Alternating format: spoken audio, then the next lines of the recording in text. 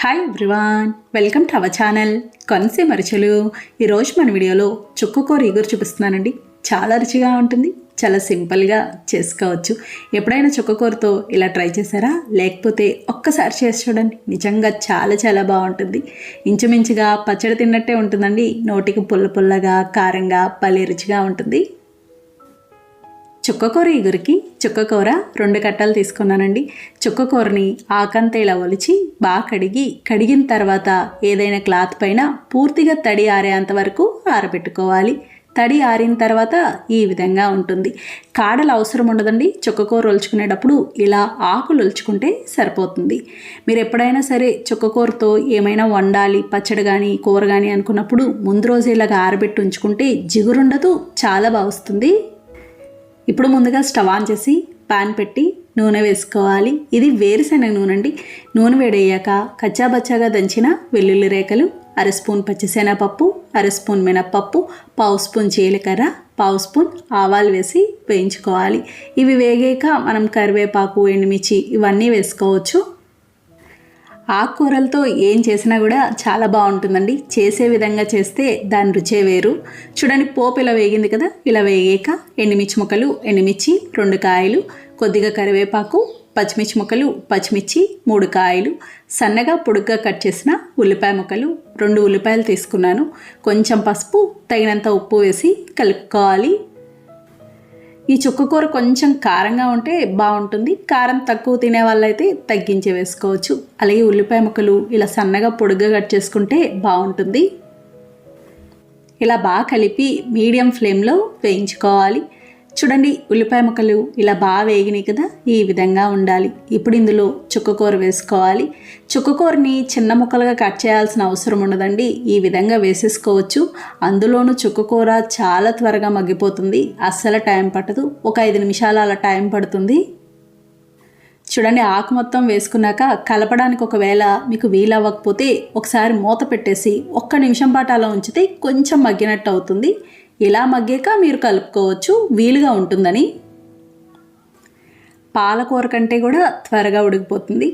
అలాగే మెంతుకూర ఒకటి, చుక్కకూర ఒకటి మీరు ఏమైనా చేయాలి అనుకున్నప్పుడు ముందు రోజే కడిగి పెట్టి ఉంచుకోండి, చాలా బాగా వస్తాయి. చూడండి, ఇలా బాగా కలుపుకున్నాం కదా. ఇప్పుడు ఇందులో తగినంత కారం వేసి కలుపుకోవాలి. నేను ఒక 1/2 స్పూన్ వరకు వేస్తున్నానండి. మీకు అంతగా కారం తక్కువైతే తర్వాత చూసి వేసుకోవచ్చు. ఇలా బాగా కలుపుకొని మూత పెట్టేసి 5 నిమిషాల పాటు మగ్గనివ్వాలి. ఇది మగ్గేంత వరకు కూడా మధ్య మధ్యలో మూత తీసి కలుపుతూ ఉండాలి, అడుగంటకుండా ఉంటుంది. చూడండి, 5 నిమిషాల తర్వాత ఈ విధంగా ఉంటుంది. మీకు రంగు మారుతుంది, పూర్తిగా దగ్గర పడినట్టు అవుతుంది. ఇలా వచ్చింది అంటే మనకి ఉడికినట్టే. చూడండి ఎంత చక్కగా ఉందో. మీకు ఏమాత్రం జిగురుగా అనిపించదు, పల్చగా ఉన్నట్టు ఉండదు. ఇప్పుడు స్టవ్ ఆఫ్ చేసుకోవాలి. ఇంతేనండి, చుక్కకూర ఇగురు తయారైంది. చాలా చాలా బాగుంటుంది. ఇది బయట మనకు ఒక 2 రోజుల వరకు ఉంటుందండి, అస్సలు పాడవదు. పిల్లలకి లంచ్ బాక్స్లో అలా పెట్టడానికి కూడా బాగుంటుంది. కాకరకాయ వెల్లుల్లి కారం చూపిస్తున్నానండి.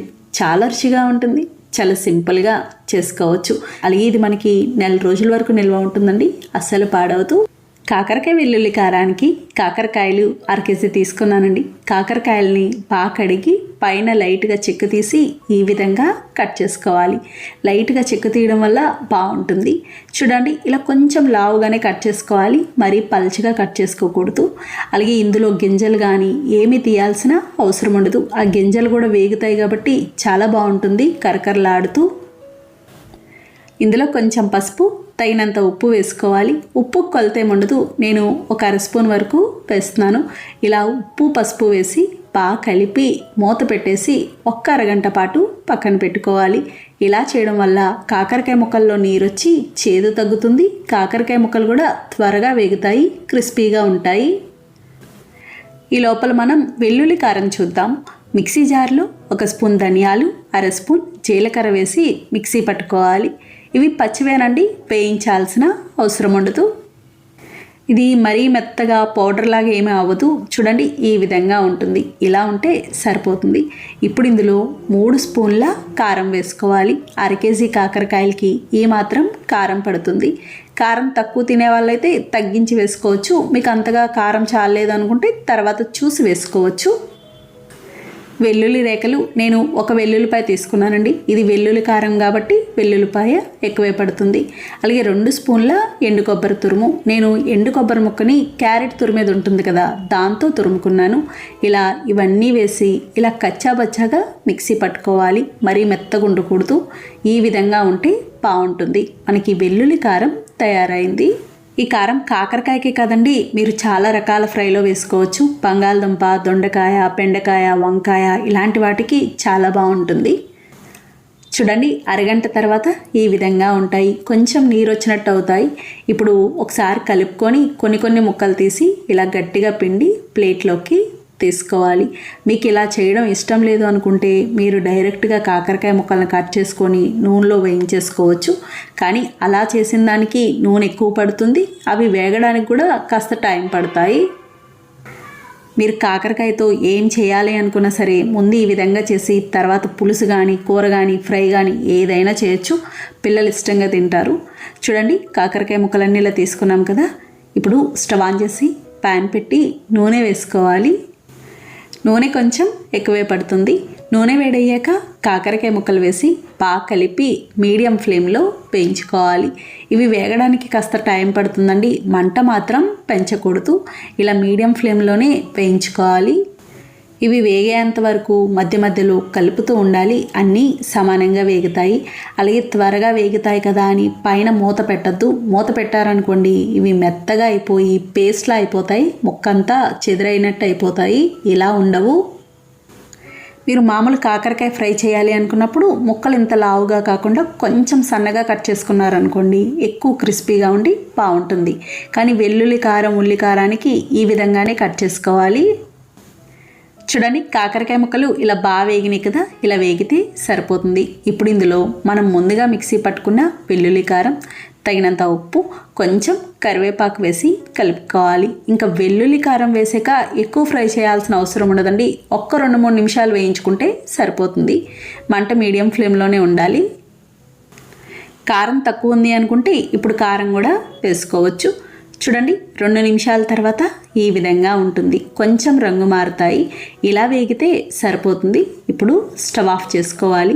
ఇంతేనండి, కాకరకాయ వెల్లుల్లి కారం తయారైంది. చాలా చాలా బాగుంటుంది. అన్నంలో తినేటప్పుడు కొంచెం నెయ్యి వేసుకొని తింటే బాగుంటుంది. ఇది మనకి 1 రోజుల వరకు నిల్వ ఉంటుందండి. అస్సలు పాడవదు. ఫ్రిడ్జ్లో పెట్టాల్సిన అవసరం ఉండదు. వంకాయ, టమాటో, కొత్తిమీర పచ్చడి చూపిస్తున్నానండి. చాలా రుచిగా ఉంటుంది. చాలా సింపుల్గా చేసుకోవచ్చు. ఇది అన్నంతో పాటు టిఫిన్స్లో కూడా తినచ్చు. వంకాయ, టమాటో, కొత్తిమీర పచ్చడికి వంకాయలు 2 తీసుకున్నాను. పెద్దదొకటి, చిన్నదొకటి తీసుకున్నాను. వంకాయలు ఈ మాత్రం చాలండి. మరీ ఎక్కువ వేసుకున్నా కూడా అంత బాగుండదు. టమాటోలు మీడియం సైజువి 4. కొత్తిమీర ఒక పావు కట్ట తీసుకుంటే సరిపోతుంది. స్టవ్ ఆన్ చేసి ప్యాన్ పెట్టి నూనె వేసుకోవాలి. నూనె వేడయ్యాక 2 స్పూన్ల మినప్పప్పు వేసి మీడియం ఫ్లేమ్లో దోరగా వేయించుకోవాలి. మీ దగ్గర పొట్టు మినప్పప్పు లేకపోతే చాయ్ మినప్పప్పు అయినా వేసుకోవచ్చు. కానీ పొట్టు మినప్పప్పుతో అయితే ఎక్కువ బాగుంటుంది. చూడండి, ఇది ఇలా వేగింది కదా. ఇప్పుడు ఇది మిక్సీ జార్లోకి తీసుకోవాలి. ఇప్పుడు అదే నూనెలో కారానికి సరిపడా పచ్చిమిరపకాయలు వేసి మీడియం ఫ్లేమ్లో వేయించుకోవాలి. నేను 15 కాయల వరకు తీసుకున్నానండి. ఇలాంటి రోటి పచ్చళ్ళు కొంచెం కారంగా ఉంటేనే బాగుంటుంది. అలాగే పచ్చిమిరపకాయలు ఎప్పుడు వేయించినా ఇలా ముక్కలుగా తుంచి వేసుకోవాలి. కాయల పలంగా వేశారనుకోండి పేలుతాయి. చూడండి, ఇలా వేగినాయి కదా. ఇప్పుడు ఇవి మిక్సీ జార్లోకి తీసుకోవాలి. ఇప్పుడు ఇందులో కొత్తిమీర కూడా వేసి వేయించుకోవాలి. నూనె ఉందండి, కొంచెం నూనె అయితే సరిపోతుంది. కొత్తిమీరకి ఎక్కువ అవసరం ఉండదు. ఒకవేళ నూనె తక్కువ ఉంది అనుకుంటే ఇంకాస్త వేసుకోవచ్చు. చూడండి, ఇది కూడా ఇలా వేగింది కదా. ఇప్పుడు ఇది గిన్నెలోకి తీసుకోవాలి. ఇప్పుడు మనం వంకాయ ముక్కలు, టమాటో ముక్కలు వేయించుకోవచ్చు. వంకాయ ముక్కల్ని కట్ చేసుకొని ఇలా ఉప్పు నీళ్ళల్లో వేసుకోవాలి. ఉప్పు నీళ్ళల్లో వేయడం వల్ల కండ్ర రాకుండా ఉంటాయి. అంటే చేదు రాకుండా ఉంటాయి, రంగు మారకుండా ఉంటాయి. ఇప్పుడు అదే ప్యాన్లో ఈ కూరగాయ ముక్కలు మగ్గించుకోవడానికి సరిపడా నూనె వేసుకోవాలి. నూనె వేడయ్యాక మనం ముందుగా కట్ చేసుకున్న వంకాయ ముక్కలు, టమాటో ముక్కలు వేసుకోవాలి. ఇందులో కొంచెం పసుపు, తగినంత ఉప్పు వేసి కలుపుకోవాలి. ఇలా బాగా కలిపి మూత పెట్టేసి మీడియం ఫ్లేమ్లో మగ్గించుకోవాలి. పసుపు వేయడం వల్ల పచ్చడి రంగు బాగుంటుంది. ఒకవేళ వద్దు అనుకుంటే మానేయచ్చు. అలాగే ఉప్పు వేయడం వల్ల ఇవి చాలా త్వరగా మగ్గుతాయి. చూడండి నీరు ఎలా వచ్చిందో. అదే ఉప్పు వేయలేదనుకోండి ఇలా నీరు రాదు. ఇవి మగ్గేంత వరకు మధ్య మధ్యలో మూత తీసి కలుపుతూ ఉండాలి, లేదంటే అడుగు అంటుకుపోయినట్టు అయిపోతాయి. చూడండి వీళ్ళ బాగా మగ్గినాయి కదా, ఈ విధంగా ఉండాలి. ఇప్పుడు స్టవ్ ఆఫ్ చేసుకోవాలి, బాగా చల్లారాలి. ఇవి బాగా చల్లారినాయండి. ఇప్పుడు పచ్చడి చేసుకుందాం. ముందుగా మిక్సీ జార్లో మినప్పప్పు, పచ్చిమిర్చి ఉన్నాయి కదా, ఇందులోనే 1/2 స్పూన్ జీలకర్ర, కొద్దిగా చింతపండు, 5 వెల్లుల్లి రేకలు వేసి కచ్చా బచ్చాగా మిక్సీ పట్టుకోవాలి. చింతపండు కొంచెం వేసుకోవాలి, ఎందుకంటే టమాటో కూడా ఉంది కాబట్టి, లేదంటే పులుపు ఎక్కువ అవుతుంది. చూడండి ఇలా మిక్సీ పట్టుకున్నాం కదా. ఇప్పుడు ఇందులో మనం ముందుగా మగ్గించుకున్న వంకాయ, టమాటో, కొత్తిమీర ఇవన్నీ వేసి కచ్చా పచ్చాగా మిక్సీ పట్టుకోవాలి. మరీ మెత్తగా ఉండకూడదు. కచ్చా పచ్చాగా ఉంటే రోట్లో దంచిన పచ్చళ్ళలా ఉండి బాగుంటుంది. మీ దగ్గర రోలు ఉంటే రోట్లో చేసుకుంటే ఇంకా బాగుంటుంది. చూడండి ఇలా మిక్సీ పట్టుకున్నాం కదా, ఈ విధంగా ఉండాలి. ఇప్పుడు ఇది గిన్నెలోకి తీసుకోవాలి. మీరు కావాలి అనుకుంటే పోపు పెట్టుకోవచ్చు, లేదంటే ఇలా తిన్నా కూడా బాగుంటుంది. నేనైతే ఇంట్లో పోపు పెట్టను, కానీ వీడియో కాబట్టి పోపు పెడుతున్నాను. పోపు కోసం పాన్ పెట్టి నూనె వేసుకోవాలి. నూనె వేడయ్యాక 1/2 స్పూన్ శనగపప్పు, 1/2 స్పూన్ మినప్పప్పు, 1/2 స్పూన్ ఆవాలు, 1/2 స్పూన్ జీలకర్ర, కొద్దిగా కరివేపాకు, ఎండుమిర్చి ముక్కలు వేసి వేయించుకోవాలి. చూడండి పోపు ఇలా వేగింది కదా. ఇప్పుడు స్టవ్ ఆఫ్ చేసుకొని మనం ముందుగా చేసుకున్న పచ్చళ్ళలో వేసి కలుపుకోవాలి. ఇంతేనండి, వంకాయ, టమాటో, కొత్తిమీర పచ్చడి తయారైంది. చాలా చాలా బాగుంటుంది. అన్నం, టిఫిన్స్లోకి తినచ్చు. ఫ్రై చూపిస్తున్నానండి. చాలా రుచిగా ఉంటుంది. చాలా సింపుల్గా చేసుకోవచ్చు.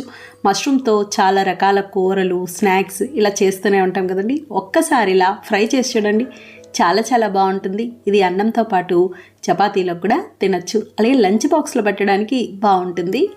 మష్రూమ్ ఫ్రైకి మష్రూమ్స్ 2 బాక్సులు తీసుకున్నానండి. అంటే 1/2 కేజీ వరకు ఉంటాయి. మష్రూమ్స్ని 3-4 సార్లు అయినా బాగా కడుక్కోవాలి. మష్రూమ్ పైన మట్టిలా ఉంటుంది కదండి, అది పోయేంత వరకు కడుక్కుంటే సరిపోతుంది. కడుక్కున్నాక ఈ విధంగా కట్ చేసుకోవాలి. ఒక మష్రూమ్ని 4 ముక్కల్లా. ఇప్పుడు స్టవ్ ఆన్ చేసి ప్యాన్ పెట్టి నూనె వేసుకోవాలి.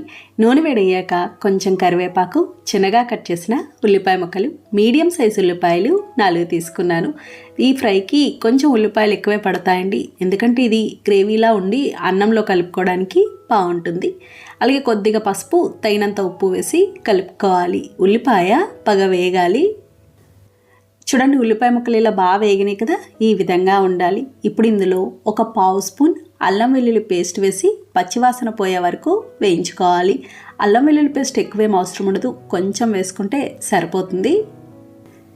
ఇది కూడా ఇలా వేగాక మనం ముందుగా కట్ చేసుకున్న మష్రూమ్ ముక్కలు, అలాగే తగినంత కారం వేసి కలుపుకోవాలి. నేను 1 స్పూన్ వరకు వేస్తున్నానండి. కారం తక్కువ తినే వాళ్ళైతే తగ్గించి వేసుకోవచ్చు. అంతగా మీకు కారం తక్కువ ఉంది అనుకుంటే చూసి వేసుకోవచ్చు.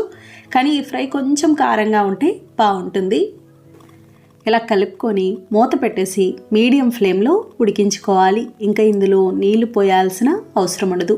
మనకి మష్రూమ్స్లోనే చాలా నీరు ఉంటుందండి. చూడండి ఈ విధంగా వస్తుంది. ఈ నీరంతా పూర్తిగా తగ్గి దగ్గర పడేంత వరకు ఉడికించుకుంటే సరిపోతుంది. మీకు ఎటువంటి వాసన వస్తుందేమో అన్న భయం ఏమి ఉండదు. చాలా సింపుల్గా తక్కువ టైంలో అయిపోతుంది. మధ్య మధ్యలో కలుపుతూ ఉండాలి. అడుగంటకుండా ఈ ముక్కలు కూడా సమానంగా ఉడుకుతాయి.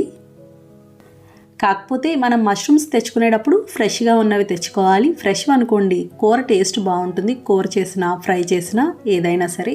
మనకి ఫ్రెష్గా ఉన్నాయి లేదని ఎలా తెలుస్తుందంటే, నల్లగా ఉన్నాయి అంటే అవి ఫ్రెష్గా లేనట్టు. చూడండి ఈ విధంగా ఉడుకుతుంది. దగ్గర పడినట్టు అయింది కదా. ఇప్పుడు ఇందులో 1 స్పూన్ ధనియాలు, జీలకర్ర కలిపిన పొడి, 1/2 స్పూన్ గరం మసాలా, పచ్చిమిర్చి ముక్కలు, పచ్చిమిర్చి 2 కాయలు తీసుకున్నాను. ఇలా ఇవన్నీ వేసి బాగా కలిపి 1-2 నిమిషాలు ఉడికించుకోవాలి. గరం మసాలా వేసాక ఎక్కువసేపు అవసరం ఉండదు. చూడండి 2 నిమిషాల తర్వాత ఈ విధంగా ఉంటుంది. చివరిగా చిన్నగా కట్ చేసిన కొత్తిమీర వేసి కలిపి స్టవ్ ఆఫ్ చేసుకోవాలి. ఇంతేనండి, మష్రూమ్ ఫ్రై తయారైంది. చాలా చాలా బాగుంటుంది. ఇది ఇలా ఒట్టిగా కూడా తినేయచ్చు.